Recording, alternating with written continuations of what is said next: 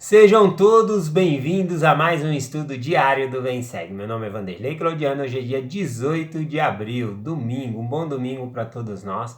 E hoje, na designação do Vem Segue, eu vou compartilhar com vocês aqui sessão 39 de Doutrina e Convênio, a partir do versículo 4. Aqui no versículo 4 diz o seguinte: Mas a todos os que me receberam, dei poder para tornarem-se meus filhos, e também todos os que me receberem, darei poder para tornar-se meus filhos.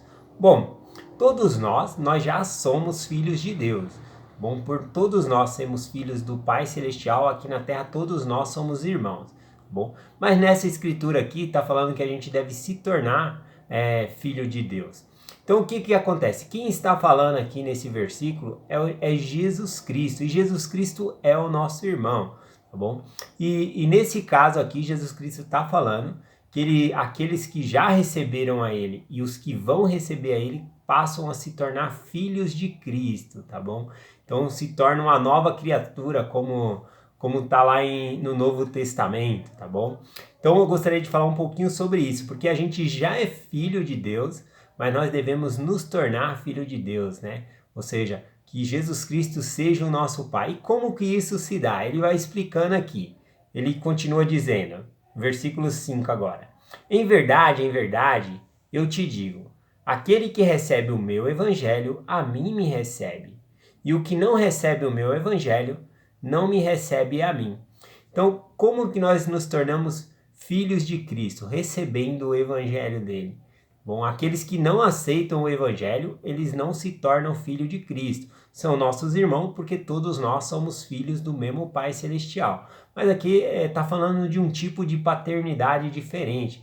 No versículo 6, ele explica ainda: e este é o meu evangelho, arrependimento, batismo com água e depois do batismo com fogo no Espírito Santo. Sim, o Consolador, o qual manifesta todas as coisas e ensina as coisas pacíficas do reino. Então, para nós nos tornarmos filhos de Cristo, nós devemos fazer um convênio, receber o evangelho dele, fazer o batismo, né? Receber o Espírito Santo, ser perdoado do nosso pecado, ou seja, pelo sangue de Jesus Cristo, tá bom? Então, isso significa se tornar uma nova criatura. Essa doutrina fica bem esclarecida no livro de Mórmon, quando o rei Benjamim ele diz o seguinte lá em Mosias, capítulo 5, versículo 7, ele diz assim: e agora, por causa do convênio que fizestes, sereis chamados progenie de Cristo, filhos e filhas dele, porque eis que neste dia ele vos gerou espiritualmente, e podeis dizer que vosso coração se transformou pela fé em seu nome. Portanto, nasceste dele, e vos tornaste seus filhos e suas filhas. Nossa, que interessante aqui, ele fala que por causa do convênio que fizeste, né? Então, por causa do convênio que nós fazemos pelo batismo, mas ele fala também a respeito de uma transformação. Não é somente a gente se batizar, receber o Espírito Santo, que a gente se torna, né, filhos de Cristo.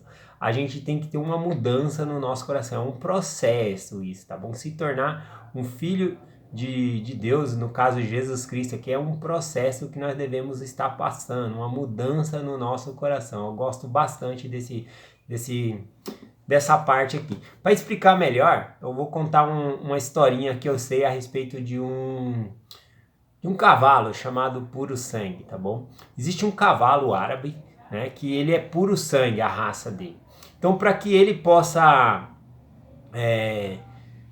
ele ser um puro sangue, ele tem que nascer de outros cavalos de raça, que são de puro sangue também, tá bom? Então a primeira coisa é isso, né? Eles têm lá o pedigree, vamos dizer assim, nasceu de cavalo de raça. Mas isso só isso não é o suficiente para ele se tornar um puro sangue. Um puro sangue, ele tem que passar por um teste na vida dele, tá bom?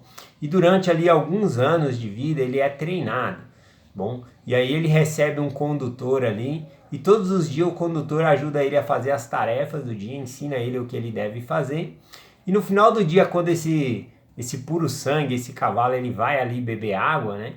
Aí o dono daquele cavalo, ele tem um apito ali, e aí quando o cavalo vai se dirigir para beber água ali, o dono, né, ele apita, e aí o condutor não deixa o cavalo beber água, leva primeiro o cavalo até o condutor, e aí abaixa a cabeça do cavalo ali, e o dono vai lá e passa a mão na cabeça do cavalo, né? E após o dono fazer isso, ele pode ir lá e beber a água. E esse treinamento é feito durante 1 ano. No segundo ano, o condutor está ali, mas o cavalo ele é muito inteligente, então ele não precisa de um condutor para ele saber o que ele tem que fazer, ele já está treinado, né? Então toda vez ali quando ele vai beber água, o dono apita o apito ali. E aí o cavalo vai e não bebe a água, ele vai primeiro no dono, o dono passa a mão na cabeça dele e aí sim depois ele vai lá beber a água. Bom, isso simboliza que primeiro ele estava obedecendo o seu Senhor antes de satisfazer a própria vontade dele, a sede dele no caso, tá bom? E às vezes quando a sede era demais, que o dono apitava, né, e o cavalo queria primeiro beber água, aí o condutor entrava na frente ali e não deixava, falava, não, tem que ir primeiro lá. Então ele ia lá e o dono passava a mão na cabeça e depois ele ia beber água. Sei que esse cavalo ele passa por esse treinamento por um período de 3 anos. E aí, no terceiro ano ali, quando termina, é submetido ao teste, tá bom? É chamado algumas testemunhas ali e eles fincam uma estaca lá no deserto, na qual aquele cavalo ele fica amarrado e ele não consegue se soltar, né? Então, durante 3 dias, imagina ali naquele sol no deserto, a língua do cavalo ali fica parecendo um couro seco, né? Ele fica desejando muito água ali. Então é a hora do teste. Depois de 3 dias, né, as testemunhas ficam ali observando e aí eles vão lá e soltam aquele cavalo. Primeira coisa que o cavalo quer é água, né? Então ele vai e se direciona até a água ali e naquele momento o dono ele vai e apita. Se naquele momento o cavalo parar e ir primeiro ao dono, ele se torna um puro sangue. Mas se primeiro ele for e beber a água e depois, né, voltar ali ao dono, ele se torna um pangaré. Então, se ele se torna um puro sangue, ele torna-se um cavalo, né, de milhares, né, de grande valor ali, que vale muitos dólares, né, milhares de dólares. Mas se ele beber primeiro, ele torna-se um pangaré. Bom, todos nós já somos filhos de Deus, tá bom? Nós já temos o nosso valor. E nós somos submetidos a testes também aqui na Terra, né? Testes sobre a lei da castidade, testes sobre guardar a palavra de sabedoria. Então esses testes servem para mostrar que nós temos uma mudança no coração, que nós estamos obedecendo ao nosso Senhor. Então ainda que nós sejamos filhos de Deus, nós devemos nos tornar filho de Deus por meio da obediência às leis e ordenanças do Evangelho. Temos que nos batizar, receber o Espírito Santo, nos arrepender. Então tem que ter esse processo em nosso coração. Nós já somos filhos de Deus, mas para que nós possamos nos tornar filho do convênio, né? Filhos e filhas de Cristo, progênies de Cristo, como a Escritura menciona aqui. Nós precisamos passar por esses testes, né? Sempre nos submeter primeiro à vontade de Deus. Ao invés de eu ficar deitado, não, vou mandar uma mensagem aqui para alguém para ministrar essa pessoa, vou cuidar dessa pessoa. Então nós devemos sempre fazer a vontade do Pai Celestial antes, sempre guardar esse convênio.